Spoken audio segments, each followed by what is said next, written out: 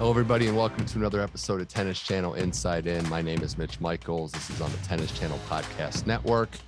Great show this week as we're into October. Tennis season still rolling along. And my guest this week on the show played professional tennis for the better part of 15 years, California native, 2 Grand Slam doubles titles, and reached the top 50 in the world in singles, and is a founding member of a foundation serving up hope that's doing a lot of great things worldwide. It's Vania King. Welcome to the show. Also a Tennis Channel broadcaster too, so I got to point that out. But Vania King, welcome.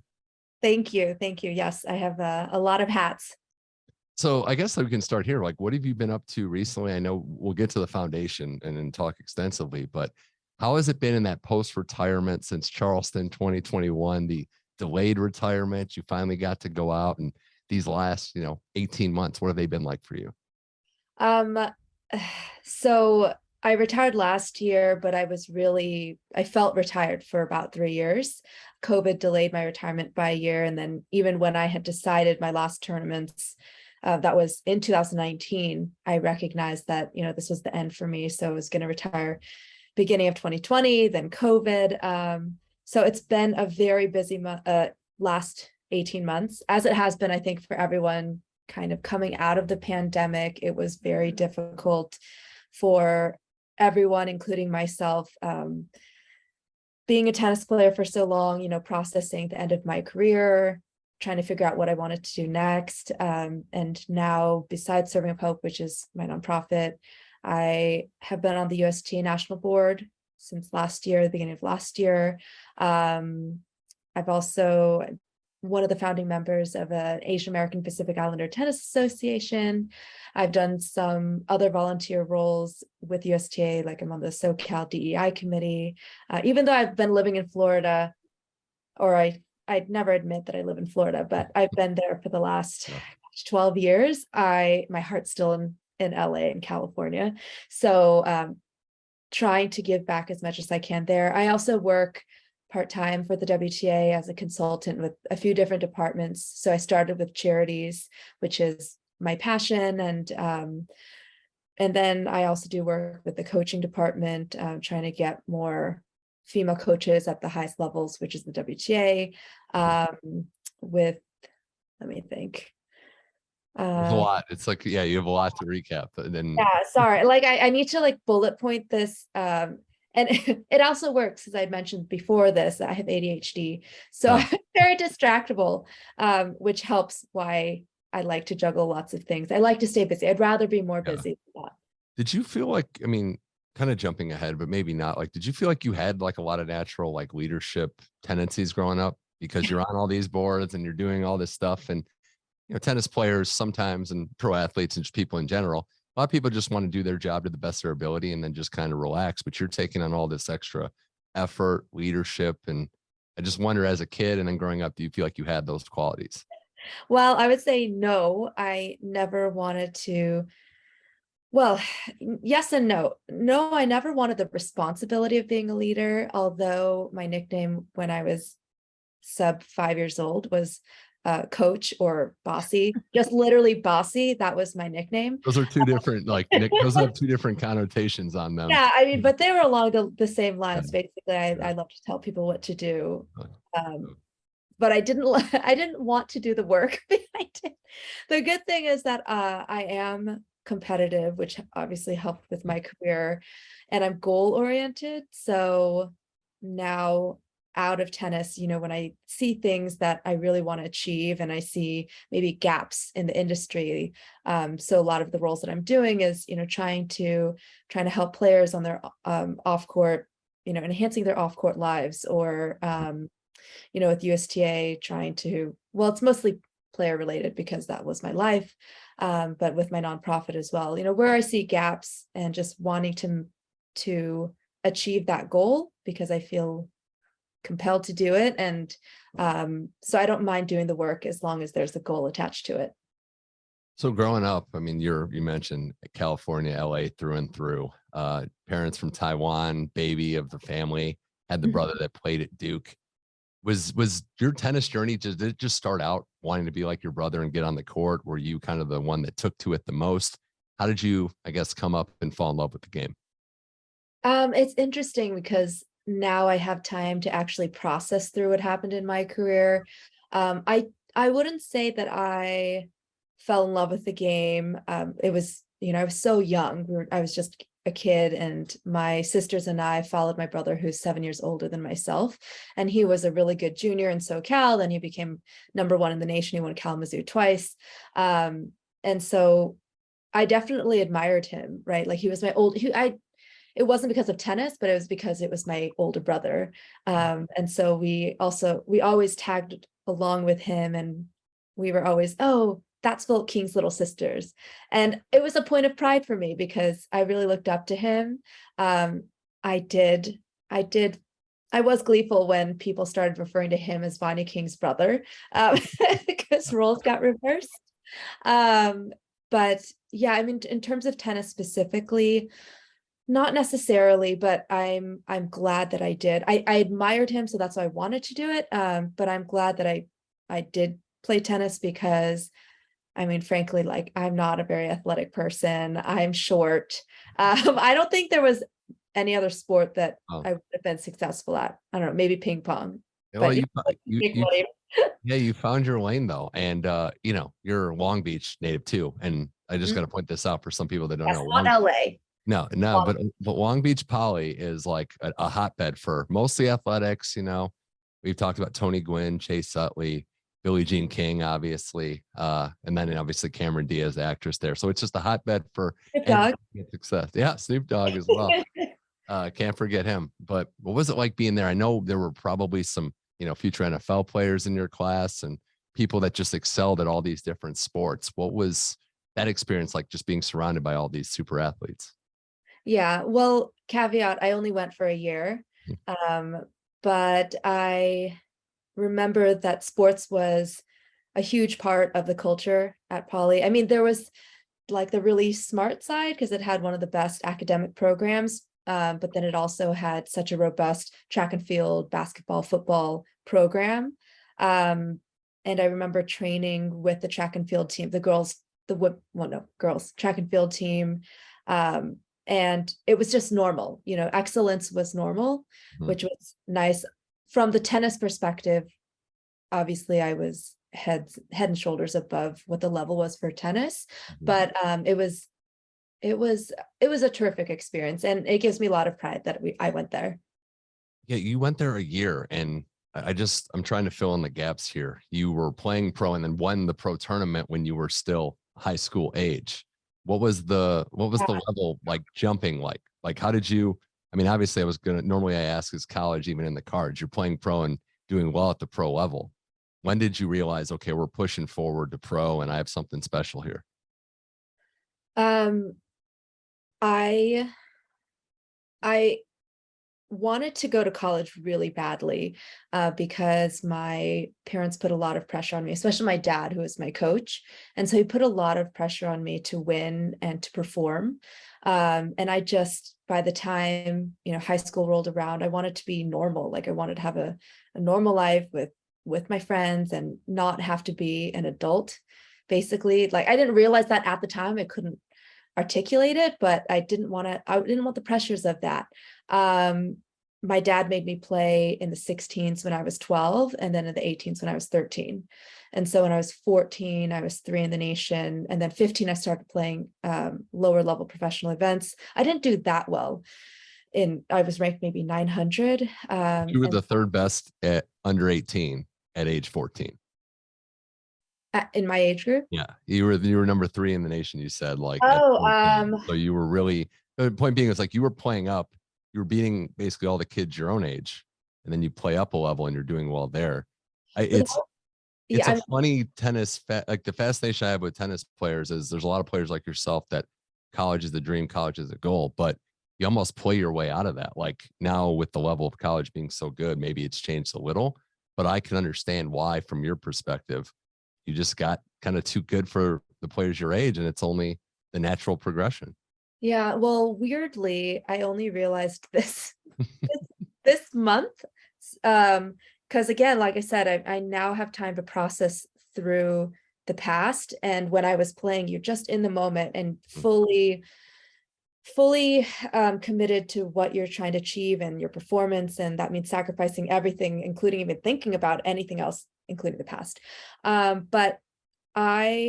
So when I was ranked like 900 when I was 15 to 16, and at that time, which is so long ago, back in the day, 20 years ago, or less, you had to make it like 14, 15, 16 is when you make it. So 14 is early, 15 was normal, and 16 you were late. So if 16 you didn't make it, and make it meant like you got to win at least a pro tour, a pro title, probably top 100, if not top 150. And you had to do this at 14 or 15, otherwise you were late.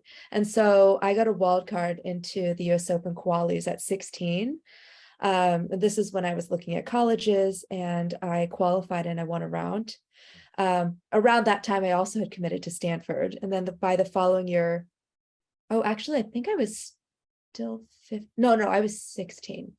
I was either 15 or 16. Now I can't even remember.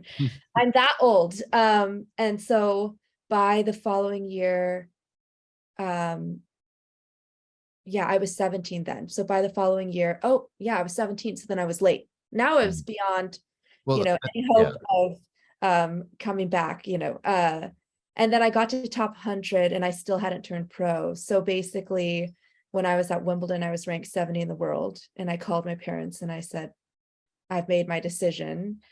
I'm going to college. And it wasn't until this month I realized, that's why they made me turn pro. I thought that they were just, they didn't care about how I felt, which they probably didn't too. They're Asian. But they were like, well, you're top 100. I'm sure they saw I was top 100. I had made it. Like, clearly this was a pathway I was already successful at. So in that regard, like, I turned pro when I basically was at that level. Yeah, I'm also glad that it's kind of changed a little bit, that now I don't think that timeline, that 14, 15, 16, like early on, time late, I think it has kind of lengthened. I think there's a lot of players that are hitting their strides later in the early and mid 20s even. But now, I mean, when you won that title in Bangkok in 2006, was that expected? Was that just an unconscious feeling? Like, how was the process getting there and then ultimately holding the trophy? So I was 17. So yeah, I turned pro when I was 17, and then about 2 months later, won my first and only WTA title. I made a few WTA finals after that. It wasn't unexpected, although everything at that time was in a way unexpected, but it wasn't expected because, and one of the things I think from the outside, like, spectators don't see the amount of work that goes in. So they might, they go to the US Open and they're like, oh my gosh, the players are playing amazing, or they're playing terribly, and they don't know the history behind it and how much work goes into it. So I had been working with my coach for the better part of a year, and I went to the series of events, and Bangkok was the last one of 3 that I was going to in Asia. And this was, after the summer season, there was, multiple segments of the year. And I remember my coach at the time, his name's Ray Ruffles, an incredible coach. He coached the Woodies. For those that are 50 plus, they'll remember the Woodies. And worked for USTA, and then he helped me. He said to me, okay, we're going to win one of these tournaments. And I had never been even close to, I don't even think I've made the quarterfinals of a WTA event, because I probably only played like 5 at that point. Right. And he was just, very clear-minded about what my game was going to look like. I mean, at that time, because he's Aussie and really incorporated an all-court game. So, I mean, I was serving balling. By the time Bangkok rolled around, I think I was hitting on average like 5 to 7 aces a match, which was a lot for me, again, being little. I was kick serving, which I never had a kick serve except for that one year I worked with him. And yeah, I mean, he had just so much confidence in me, but we built it, we built it through the year.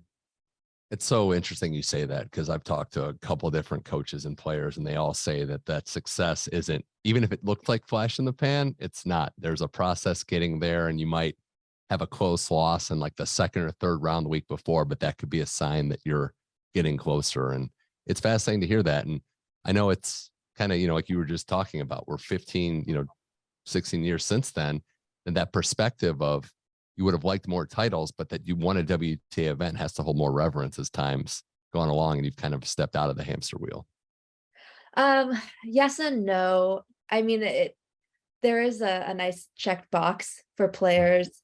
I've talked to some players before who said to me, "Oh yeah, I would trade if I could trade, as if we could trade, but I would trade a semifinals in singles for a slam in doubles." And I was like, no, no, no, I would trade, I would trade, I'll trade you, but then I got one more. So I'll have one Yeah, singles and there one you go. There you more. go. But I mean, so yes and no. What I felt like in my career in singles was especially as I got older, when I was younger, and when I was younger, not so much because I was trying to figure out who I was and who I was as a player too. But every time I got on the court, I felt like I could beat whoever's in front of me, except Serena. I didn't have to win or wasn't necessarily guaranteed to win, but I knew that I could. And so there was a lot of power in that. I felt, a lot of confidence in that. My challenge was that I wasn't consistent. And so I think that players are usually looking at failures, unfortunately, because if you think about it, you lose every single week unless you win the tournament every single week.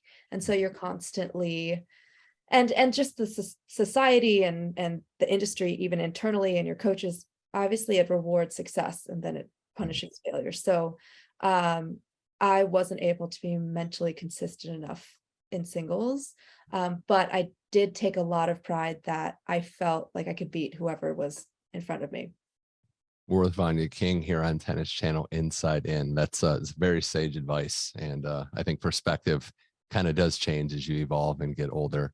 You mentioned your doubles career. Was that always, before you kind of hit in that groove and got to number 3 in the world and won those majors, was that something that you always had a passion for? Was it just kind of a way to make a living? Were you a doubles player growing up? How did you kind of get going in that game and, eventually become successful? Yeah. Back in the day, back in the day, I'm not that old. You're the same age as me, so I don't want to like. I'm yes, I mean in tennis years though, I'm like 10 generations out. So players played everything. You played whatever event possible, you played every match that you could. And I learned that as a kid as well. My parents, again, being immigrants from Taiwan, not having a lot of money. So if we had a $25 entry fee, we're going to make that money go as far as possible. So I played singles, doubles, back draws. And I had mentioned my dad was my coach and he put a lot of pressure on me. So doubles was a space that I didn't have that pressure. I didn't have the trauma that I did have trauma because he was too hard on me. But I didn't have that. So doubles was a safe space for me. I also just gravitated towards it in terms of I understood it. Again, from a physical standpoint, it suited me better. I had someone else that could complement me. So all the things that I couldn't do, my partner could help me do. I was a strategic player and I really enjoy that. I enjoy figuring out what's going on in the court and finding ways to combat your opponent's strengths and weaknesses and enhancing your strengths, hiding your weaknesses. So I just, for several reasons, gravitated towards it and was more successful. Was the partnership with Shvedova, was that just blind chance? Because you guys literally just started playing right before you won all those those majors. So yeah. Well, I mean, I think unless you are dominating completely, like Serena did and Roger did and Rafa, you need a little luck. Mhm. I mean, and then you need a little luck to have the opportunities presented, and then you need to have the guts to take those opportunities and perform. So Slava and I knew each other in juniors, and I knew that she was going to be a good fit for me as a partner because she was big and tall and strong, and but we also got along. She didn't speak a word of English in juniors, but we both had father coaches. and that were very hard on us and very overbearing. So we didn't even have to say anything. We would just like glance at each other and be like, okay, I got Yeah. you. Like we had a kinship. And then that year we played together, I was actually playing with Annalena Gronefeld. And at Indian Wells, she had a stress fracture in her foot. And so I had to find other partners for the French season and then Wimbledon. And so if it wasn't for Anna, and she, Yeah. we've talked about that too. She's like, you remember you're supposed to play with me? And I said, yeah, I do remember that.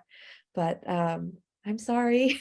Oh, well, no, it's like, it's just so fascinating to hear from the outside. Like, there seems to be this whole notion that, oh, doubles players and it's strategy and it's formula. But the more I talk to players, they're like, oh, this person's cool. I'm cool. Hey, let's play some doubles. And then they end up going on to succeed. So, well, yeah, I mean, that's definitely part of it. I was a player that I had to play with someone that I got along with off court. And I knew because Slav and I both had overbearing coaches slash fathers as a kid, we needed to have a lot of fun on the court. Like if we put any pressure on each other, and there's some players that put a lot of pressure and you can just see them, you know, how anxious they get and they start yelling at their partner. That would make both of us freeze up and play worse. So from a personality standpoint, although we're opposites in many ways, because I'm more hyper, I'm more gregarious. When I know people, I am an introvert, but and she's very quiet, you know, stoic. And so I complimented her in that way, but we both knew energy wise that to have fun, to be relaxed. And then I specifically wanted to find a partner that had a lot of power. So for me, it was both. Like I Yeah. definitely needed someone that was a nice person and Yeah. easygoing, but on court too, I mean, just having a nice person wasn't going to cut it. Yeah, you definitely seemed from what I've watched and followed, just the love of the game was always there, and you always had fun kind of playing tennis, at least outwardly. And I bring this up in your doubles career because it was that Good US acting. Open. It was that US Open doubles final where, you know, most tennis players in that moment are rigid and they're just so serious and can psych themselves out. And you had the little wardrobe issue that just took like forever to kind of get going onto the court with like your logo or something. And but you were like, it looked like you were just kind of like, oh well, just got to deal with this. And you know, I could just see a Yeah. lot of players flipping out in that moment. I mean, like I said, I am an introvert. Although it didn't seem like it, but I don't draw energy from other people. So I didn't draw energy from the crowd. And when I played doubles, I was able to focus my energy and my stress or lack of, and it also helped me relieve my stress on my partner. So we'd be doing this together. So it was kind of like unfortunately, I mean, that's what I had to do is just block out everything on the outside.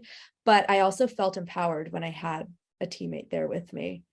Did you find there was like a tug of war with your singles career as you kind of progressed and you achieved success in doubles that it might have been taking away, or were you more committed to doubles? What was the process of managing your career with those two paths? From a prioritization standpoint, I always had singles as first priority. And so there were some logistical complications with that because especially if, let's say I was playing a bigger tournament and I was in the qualifying, I couldn't play doubles. So, but I always knew singles was my first priority. But from a like love of the game standpoint, you know, I enjoyed playing both. Okay. I guess a little follow up would be hypothetically, if you were in the position that we saw maybe at Wimbledon, where you went on a hot streak at singles, could you have seen yourself pulling out of the doubles to focus on singles, and or would you maybe have a tougher time with that? I don't know. I don't know. It depends. You know, I have never done anything that I didn't talk to my partner about. mhm. So like it depends if, and there's you know, it's gray because if I was genuinely hurt and I knew, okay, I only have this amount of gas for singles, then yeah. But you know, if I wasn't genuinely hurt and I could power through the doubles, I don't think it would have been fair for my doubles partner. Yeah. Luckily, you didn't have to make that decision, so you Yeah. didn't have any. You're putting me on uh, the spot in the no. hypothetical sense. Last thing on the doubles talk, what was the Wimbledon ball like in 2010? Any good stories? I mean, there was no wild stories. Okay. No, when players are in public, we behave for the most part. I guess just to be rubbing elbows. Not it was, yeah, I didn't know it wasn't Oh, I mean, after dark stories or anything like that. But oh, I mean, I didn't see any at that time. Well, Roger and Serena won the men's and women's, so that was pretty cool that we got to spend time with them. I mean, just at Wimbledon in general, it was, yeah, it was just a really serendipitous time. We Slava and I we went clubbing in the middle of Saturday. We had to stay relaxed. So, and then yeah. we met this the Royal Ballet School or Academy is in London, and they had their graduation ceremony. So we met all of these beautiful ballet dancers that were graduating, similar age as us. And so we started inviting them to the tennis. So it started with two, and then every match, and by the finals, we had like 15 of them from the school that came to cheer for us, which was awesome. So invited one of our new friends to the Wimbledon ball. So it was just a very surreal experience for us. Yeah, let that be a lesson to all young kids out there that dream about winning Wimbledon one day. Have some fun. There is value in having a balance. So true. I want to psych yourself out. You mentioned Serena earlier, and obviously she's retiring. Venus not far away, we think. The Williams family story is especially you've gone on record as saying it. You're also from California. You came from a non-traditional tennis background. You got to meet Richard Williams. And if you could just expand on that, the similarities you saw between their story and yours, a dad coaching them that just saw an opportunity in tennis and is clearly still having an effect on you with what you're doing in your post career. Yeah, I mean, Serena is amazing. She started a decade before me. I watched her on TV, and then we played together. I feel honored now that I was able to play against her. And then she retired a few years after I did. So yeah, that just shows what a legacy that she has, physically, emotionally, mentally, and also just in terms of history. Her dad inspired my dad a lot. So thanks, Richard. Yeah. Like, oh yeah, I can make my daughters just play with each other, and we'll do 6 to 8 hours of tennis a day. And I mean, there was the tough parts of it. There was obviously a lot of rigor involved, but I mean, most importantly, there was an inspiration, someone that didn't look quite like me, but being a minority was very compelling. Having a father that coaches his daughters, which is very different than the, frankly, white male dominated sport where it's a white coach wearing white clothes, teaching a white player. So it was really breaking the mold. And I think that gave my parents and my dad specifically a lot of inspiration. So I can't say I would be where I am if it weren't for her. I can't say a lot of us would be where we are if it weren't for them, really spearheading this for us and being progressive and fighting for it, because it was tough back then. There was a lot of discrimination, racism. And yeah, and then when I got to play with her and against her on tour, that was just icing on the cake. Yeah, that legacy, and it's funny. I talked with John Wertheim about this. It's not just in the States, in inner cities. It's felt literally worldwide. Different backgrounds of people that came into a game that was traditional and the quote unquote non-traditional backgrounds and found success were directly inspired by her. Unfortunately, the 2 matches against her didn't go your way. You got to play Venus a little bit too, and yeah, even though it didn't work out for you, those are still just moments that you're going to be able to cherish forever. And even though, as you said, it was the one time playing Serena is when you thought that maybe I can't win today, but it's just it's fun to compete. The first one I wouldn't mind erasing because I lost 0-1. Yeah, I left the scores out. Oh, So thank you. I yeah. appreciate that. The second one was 3-3, which was a respectable score. I mean, more importantly, if I lost 0-1 and I felt like I was competitive, I felt like I was, being able to present myself and my game the way that I wanted to, but I just didn't. Like I never played in that situation before. It's very different, playing Serena on Ash, prime time, full stadium. Especially Ash is so big, and you've got these cameras that loop all the way from the top that come and just like sit and look at you, and you're like, oh my god, there's millions of people looking at me fail right now. So I mean, it's super stressful. Yeah. um so I would say, like, yeah, Serena was the one player that I felt I could not beat, because I knew that it was not just playing her, which was she was an incredible player, of course, but also the moment. I had to play the moment too. And whenever I played on the biggest stadiums, like I had a nice threshold of like 10,000 people. But when we got to like more than 10,000, like I worked up a tolerance. Yeah. When I was a kid, it was like 10 people, and then I worked up a tolerance Yeah. to 10,000. And then, but against Serena, you're talking 50, 100 plus broadcasting out. So Yeah. that was the hard part. Right. You're one of the few people in the world, having played against her, that know how to kind of answer this too. But there's how she is as a player, which is all time great. Obviously, how she hits and how she attacks, but also the moment and how good Serena is starting these matches and having been there before. I think that's why yourself, players that were ranked higher in the top 5, top 3, even, Serena would just get out to these early, like, dominant moments, because they're not as good as they may be, as ready, as prepared for the moment. She is. And then it's, 3-love in the blink of an eye. You sit down once, you're like, what just happened? Yeah. When she was at the top of her game, her serve, people think that she had a lot of power, which she did.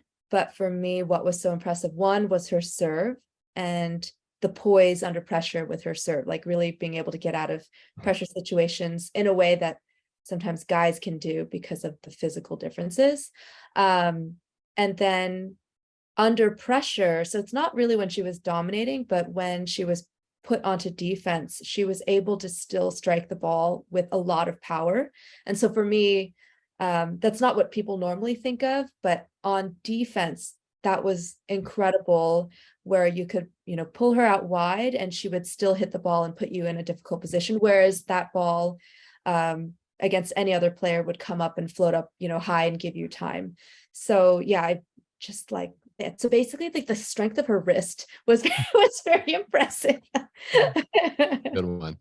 A few more things with Vania King here on Tennis Channel Inside In. You mentioned that 2021 was the official retirement in Charleston. It was pushed a year.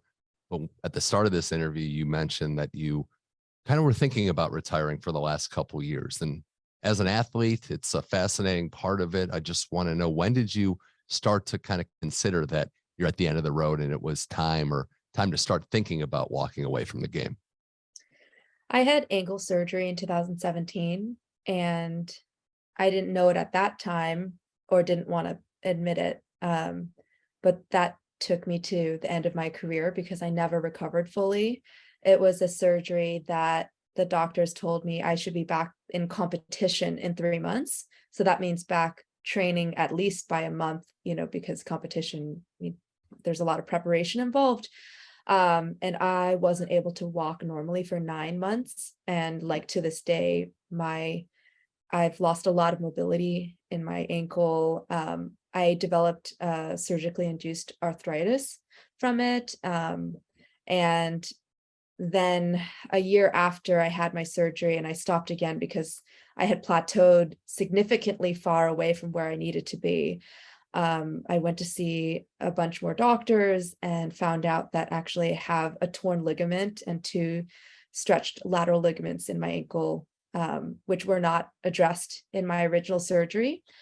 So, yeah, I mean, injury, it wasn't an acute injury that, was a career-ending injury right at that moment, but it was a career-ending injury over time. So it was like a slow poison. I mean, I don't want to say that's better or worse, because all retirements are different and they can hit harder. But did you find yourself, I guess, when you did play your last match, more at peace than if it was more of a kind of quicker decision, like retiring in the month or so before? I think so. I think dying slowly. It's always better. I don't want to say that. I think it's better Yeah. because you have time to, make amends and think about things, and time to hopefully become at peace with it. I mean, it took me 2 years to just even say the word retire. Like I couldn't even say the word. And yeah, I think I probably retired a year later than I should have. Although if I wanted to just play doubles, I could have done that because like I came back in 2019. I played one tournament before US Open. I didn't play, I played Australia, then I stopped for another 6 to 8 months. Then I played one tournament before US Open. And then Caroline Dolheid and I made the semifinals. I'm not saying that we for sure would have done that, but like if I wanted to play doubles, I could have, but it wasn't. I just didn't, again, what was really motivating for me was going out on court and feeling like I can do this. I can beat whoever's in front of me. And I did not feel that way anymore. It just felt different. I think there might be a couple silver linings in the slower process. And one being that it gave you time to really set up your post tennis career where you've hit the ground running and the broadcast work, your foundation. You didn't have that period of 1 year decompress. What am I going to do now? Figuring out your life. You kind of had that, or maybe you had that in the back of your mind all along, but it was kind of better to get going and already have that foundation. Yeah. I mean, I saw something recently about Del Potro Mm. feeling, very emotional and devastated that he's lost the sport. And I can empathize to a small extent.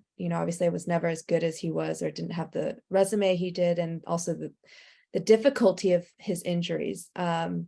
But yeah, I mean, there was a lot of value for me having that longer off ramp.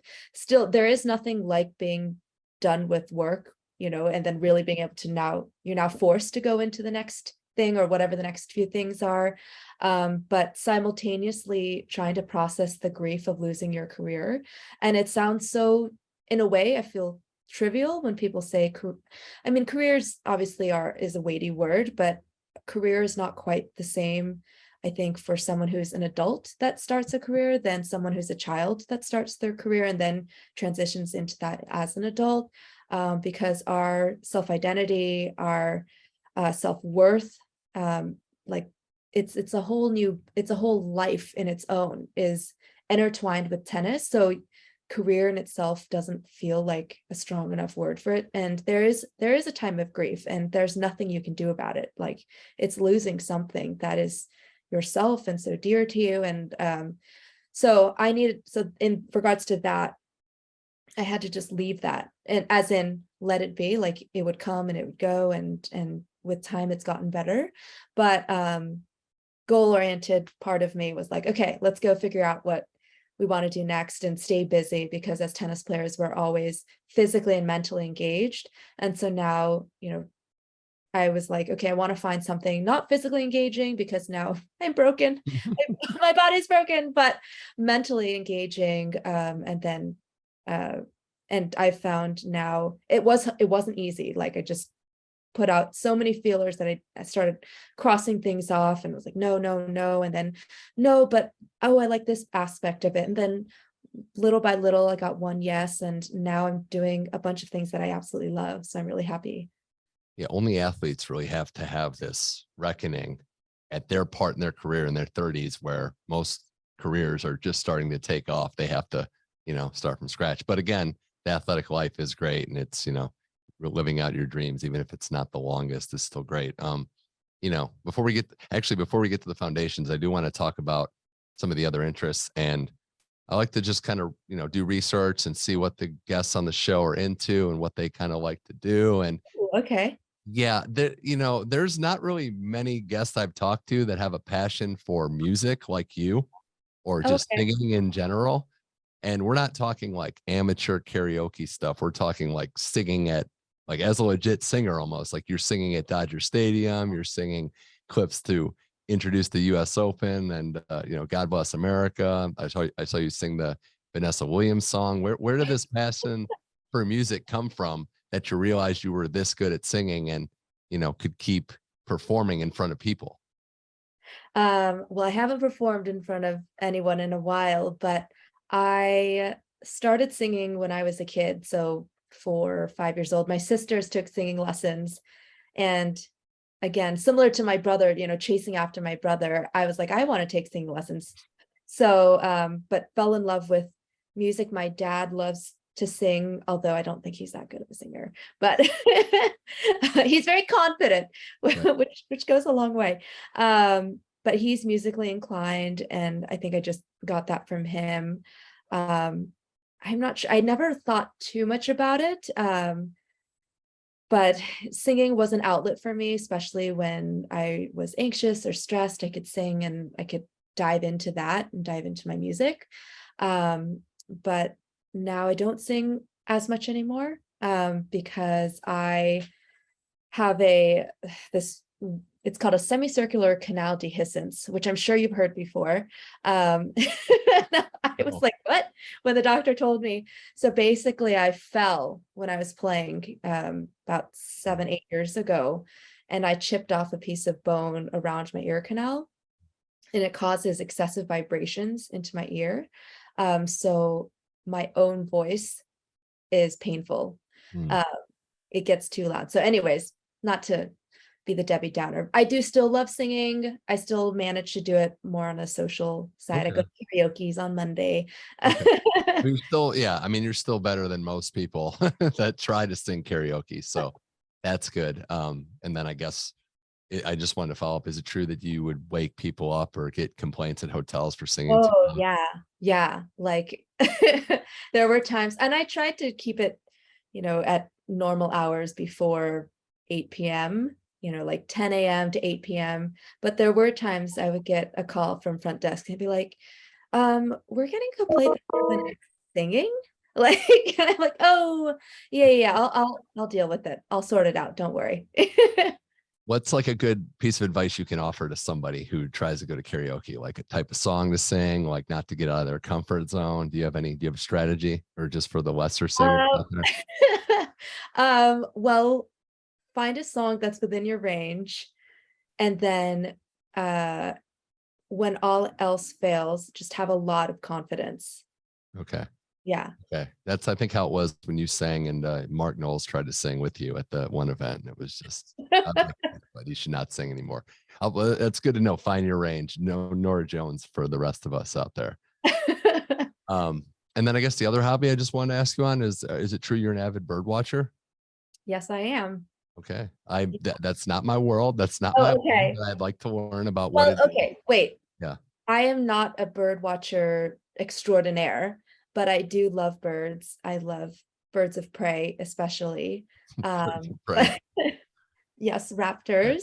Yes. Um, yes, my favorite bird is the African fish eagle.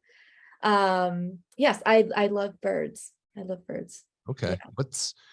I know bird watchers. I don't particularly do it myself, but I guess, is it like a peaceful process too, to just observe them in their natural habitat, where you're kind of at, I guess it sounds corny, but like one with nature, and you're just kind of out there, and it's not, you're able to just find peace and just observing these natural creatures? That's what I do because I am lazy, so I'll just sit somewhere and wait. But usually, like morning, dusk and dawn is the best for all animals. I feel like we're boring the audience out there, but dusk Uh, and dawn is the best time to see because, animals are hunting or they're going to sleep. So then someone else is hunting them. And a lot of the birds like to hunt, yeah, in the morning, and then it gets too hot during the daytime, so then they all sleep. Okay. um yeah, but there are like bird watcher groups which I never joined. I think that's a little too much for me. I'm also antisocial, so and I think I'm not in that age demographic yet because it's like 70 to 80 years old. Crowd. Although they are kind of getting trendy. That's what a friend told me, is that birds are Oh, kind of in the know now. Like they're more ooh. Oh, okay. popular. Yeah, I just gotta put on my, well, Yeah. they even have the vests and stuff, like they're going on a safari when they're just going, to the local park. So yeah, and I just sit there, and I'm also a terrible photographer, but Hmm. I like to photograph birds and just put it on Okay. automatic, and Good, multiple shots. So good to know. Good to know. Hey, we're expanding the audience now. We got bird watchers, karaoke singers. Vanya, you've been very generous with your time. I think the last thing to go over is the Serving Up Hope Foundation. And not just, I mean, you've done some stuff domestically, but you're going to Uganda, you're going to other places in the world to help impoverished youth, impoverished children, and using tennis as a vehicle to do it. It seems very fitting for you and your background and your story. But I ask, why was this so passionate for you? And why did you decide to start it when you were still finishing up your career and really dive into it at this point when you're still just a young lady and have a lot of options out there? oh, I appreciate you calling me a young lady. Um, I got connected to East Africa because of my love of wildlife. And so I traveled to Uganda to see the mountain gorillas, which is one of the three places in the world that you can see them. And it's all actually in this interconnected forest between Congo, Rwanda, and Uganda. And just fell in love with the culture and the people. Poverty is extremely high. It is a difficult place to live in there for most. And I got connected to a legal aid NGO in Kampala, which is the capital of Uganda. And so it really started there. What was the best way that I could help? I was also kind of in my philanthropic journey, ready to start something on my own. I had actually, I don't know if there's not a lot of people that know this, but I had tried to start a nonprofit, but it was right before an injury or right before coming back from an injury. So then it kind of fizzled because I didn't have the time, but it was called Senior Storytellers. And we would write the life stories of seniors in Florida. And I realized that, while I still believe very much in the idea, tennis is my space. Running a nonprofit in itself is difficult. And if you don't know anything about anything, which was me for most things, then it was really hard to stay in that industry. So I knew that I wanted to do something with tennis. I loved working with kids. And just, it happened that the dots connected and I ended up there. How rewarding, how fulfilling has it been to be able to see yourself making an impact and an impression on kids that don't have much?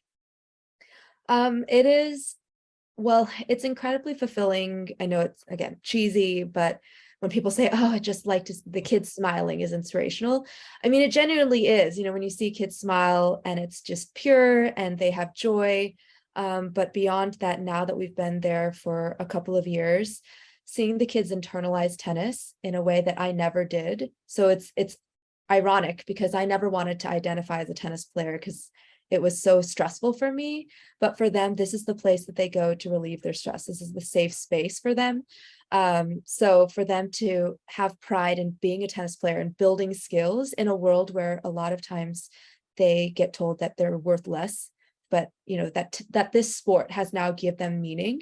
And then in terms of feeling like there's an impact, I mean, I waffle between, yes, like I love the fact that we can give them an impact, but more so that we can give them a platform to achieve all the things that they could if they had the opportunity, like I was given the opportunity.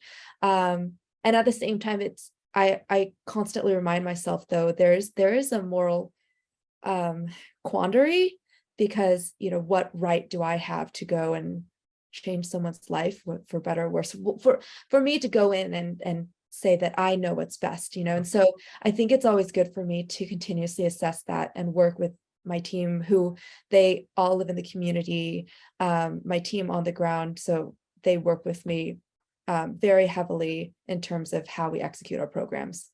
Right. I think, and this is my understanding of it, with why it's so awesome, is that in your case and a lot of players that come up in America and tennis hotbeds, that tennis is kind of, it's the destination too. You're going to be a tennis player. It's a rigorous journey, but to create a foundation where tennis is the vehicle to just better everything, whatever the dreams, as you say, these kids want, they can use tennis and have fun, obviously, because it's such a fun game, but it doesn't have to be the career path. It's just a way to get to their goals and their dreams.